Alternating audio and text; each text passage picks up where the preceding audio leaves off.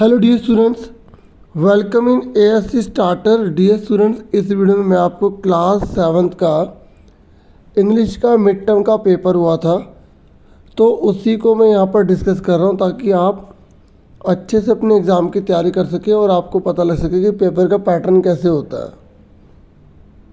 उससे पहले मैं आपको एक बात बताना चाहूँगा कि जब आप पेपर की तैयारी कर रहे हैं ना, तो जो भी आपका लेसन और पोएम आ रही है उसके पोइट और राइटर और लेसन का नाम अच्छे से करें। अब हम स्टार्ट करते हैं।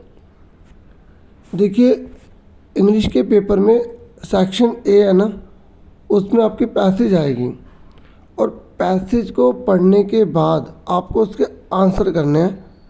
तो सबसे पहले यहाँ पर हम एक पैसेज लेते हैं, ठीक है, फिर उसको पढ़ते हैं, फिर उसके आंसर करते हैं, ठीक है। देखिए, पैसेज है ना, मैं आपको ब्रीफली बता देता हूँ।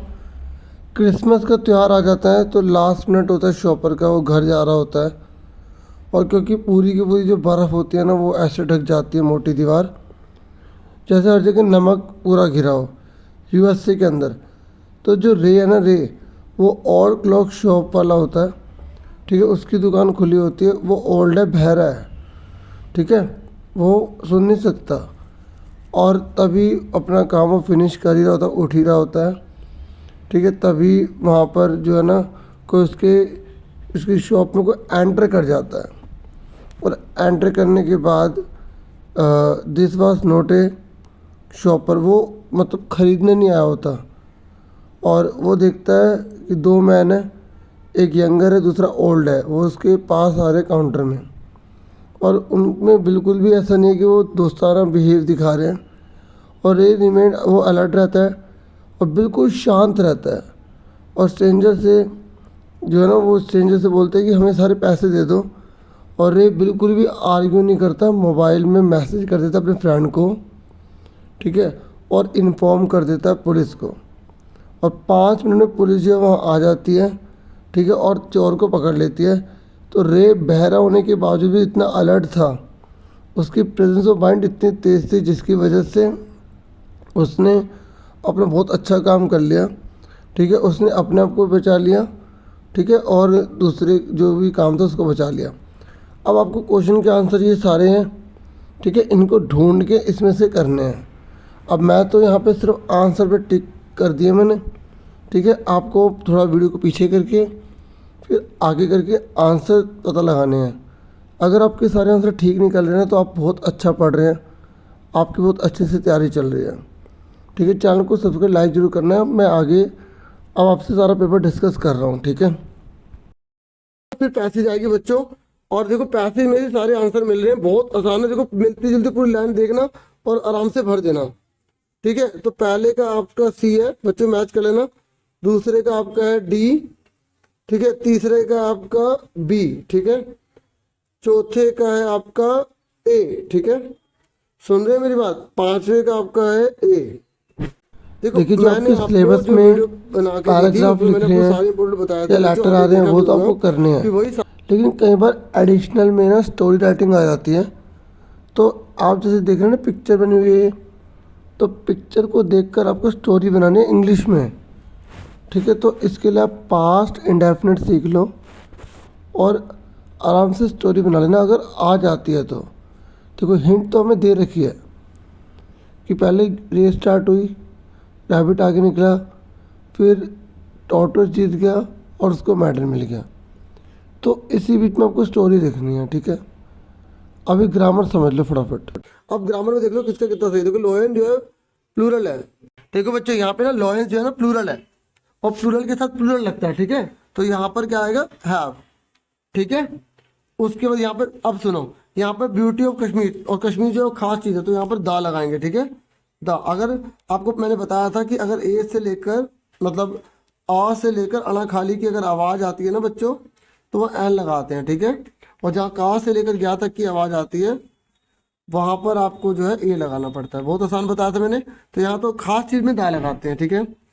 और श्याम में देखो, अ ग्रेट ऑलराउंड प्लेयर, तो यहाँ पर श्याम एक जन है, सिंगुलर के साथ सिंगुलर इज लगेगा, ठीक है। और we are looking for dash new house, तो अब देखो न्यू हाउस हम लेने जा रहे हैं तो यहाँ ए लगाएंगे, ठीक है, और न्यू हाउस, ठीक है। और अगर और यहाँ पर अगर कोई जैसे हाउस का नेम दिया होता है, कुछ स्पेशल होता है, ठीक है। अब जो न्यू फंक्शन वो तो बहुत सारे हो सकते हैं ना। उसके नेक्स्ट है पांचवा, पंकज इज इंटेलिजेंट। अब देखो यहाँ पे ई, इंटेलिजेंट, तो ई से इमली आ रहा है, तो यहाँ पे क्या लगाएंगे, एन लगाएंगे, ठीक है।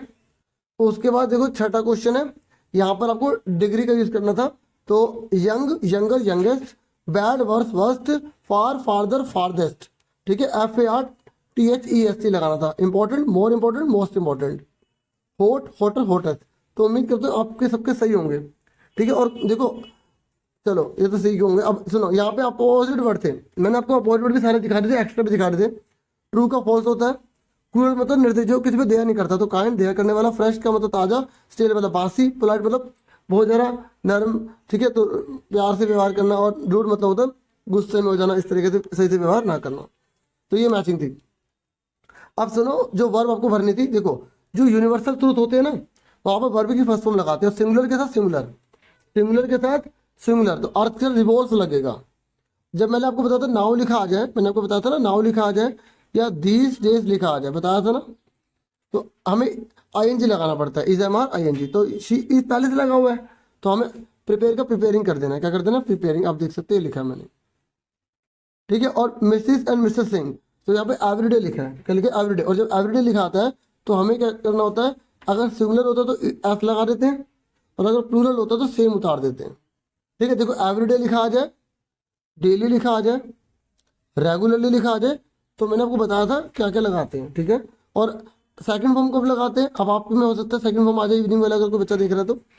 सेकंड फॉर्म तब लगाते हैं बच्चे जब लास्ट लिखा आ जाए, एगो लिखा आ जाए, यस्टरडे लिखा आ जाए, ये याद करना पड़ेगा। और अगर नोट लिखा है ना, नोट, तो सेकंड फॉर्म में डेट बन जाता है, और प्रेजेंट में डस लगता है और डू लगता है, ठीक है। चलो तो आगे देखो, उसके देखो आपकी स्ट्रेंजर बुक से आई है, बहुत आसान आई है।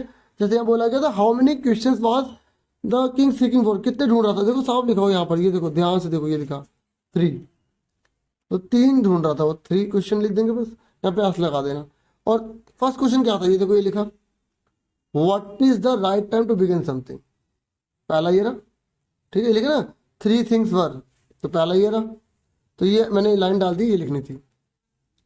फिर whom did the king send throughout the kingdom, पूरे राज्य में उसने किसको भेजा, किसको भेजा, whom मतलब किसको भेजा, तो ये लिखा मैसेंजर। अब देखो अगर नहीं भी समझा, देखो थ्रू आउट इज किंग, ये पूरा लिखा है, बचा क्या, मैसेंजर बचा, ठीक है। फिर देखो आपकी पोएम आई है, और आप पोएम और पोएट के नाम याद कर लेना, क्योंकि आप में वो आ सकता है। देखो आया भी है इसमें, ये कह रहे इस पोएम का नाम क्या है, और इसमें जो है ना बॉटम पोएट के गार्डन में क्या है, तो देखो यहाँ लिखा होगा, ये लिखा, क्या लिखा, शेड, और पोएम का नाम क्या है, द शेड, तो ये आ गया आंसर। और यहाँ पे हिंग जो है वो कैसे थे विंडो के, बुक में इसी में देखो ये लिखा, रस्टी एंड क्रैक। देखो ढूंढ के करना, जल्दबाजी मत करना, ऐसे कुछ भी लिख दो, सुन रहे हो ना, वेरी गुड बेटा, शाबाश, ऐसे करना आपको।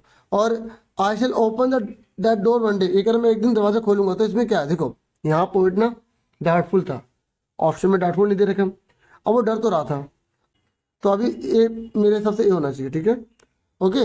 तो बाकी कंफर्म करेंगे इसके ऊपर भी, क्योंकि यहाँ पर वो डाउटफुल था, शर्म थोड़ी और जो थे, नहीं, ठीक है, तो इसलिए हम इस पर करेंगे। स्केयर मतलब भी डरना होता है, और फियरफुल मतलब भी डरना ही होता है, तो इसलिए ये आंसर है।